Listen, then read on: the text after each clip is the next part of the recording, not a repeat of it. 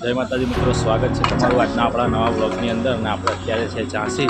આપણે જઈ રહ્યા છીએ ચિત્રકૂટ અને આપણી બસમાં પંચર પડેલું, તો પંચરવાળાની દુકાને આપણે અહીંયા લાવ્યા હતા હાઈવે ઉપર. અને આ ધાબો હતો, ત્યાં આગળ આપણું રસોડું રાખી દીધું. અને હવે ચા નાસ્તો કરીશું અને પછી નીકળીશું ચિત્રકૂટ જવા માટે. તમે જોઈ શકો છો સવારનો નજારો એકદમ મસ્ત છે અહીંયા આગળ. આપણા જેટલા પણ ગુજરાતના મિત્રો છે એ પણ જણાવજો કે આપણા ત્યાં ઠંડી કેટલી છે. આપણે જે નાઇટમાં જર્ની કરી એમાં આપણે આખી રાત જાગ્યા હતા. એમાં આપણે થોડા વિડીયો બનાવ્યા છે, તે આપણે આ ક્લિપની અંદર તમને એડ કરીને બતાવીશું.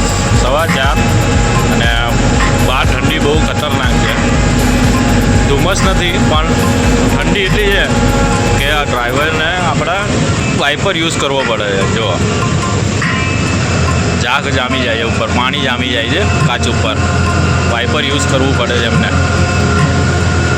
ઠંડી જેટલી છે. અમે સેલ્સિયસ તમને માપેલું તો 8 સેલ્સિયસ તાપમાન બતાવ્યું. અમે તો વિચારેલો ઠંડી કેટલી હશે અહીંયા.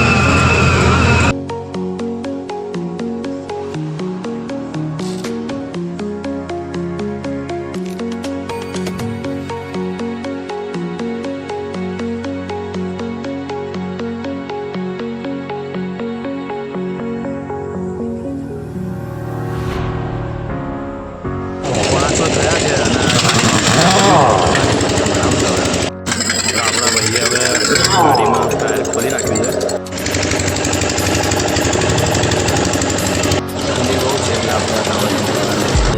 બધા તો આપણે કરી રહ્યા છે મસ્ત. સળગતું તો છે ને. હા, રાજુભાઈ સળગાઈ રહ્યા છે હવે. સળગ્યું હવે સળગ્યું. રાજુભાઈએ સળગાવ્યું બધાને.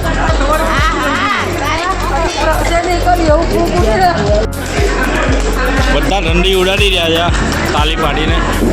આપણી સમાચાર ચાલુ થઈ ગયા છે. ખતરનાક ઠંડી છે અહીંયા ગાડી. ટોપી પહેરવી પડી મારે. નાસ્તામાં કઢી બની ગઈ હતી અને હવે ગરમ ગરમ ગોટા ઉતારશે અહીંયા ગાડી.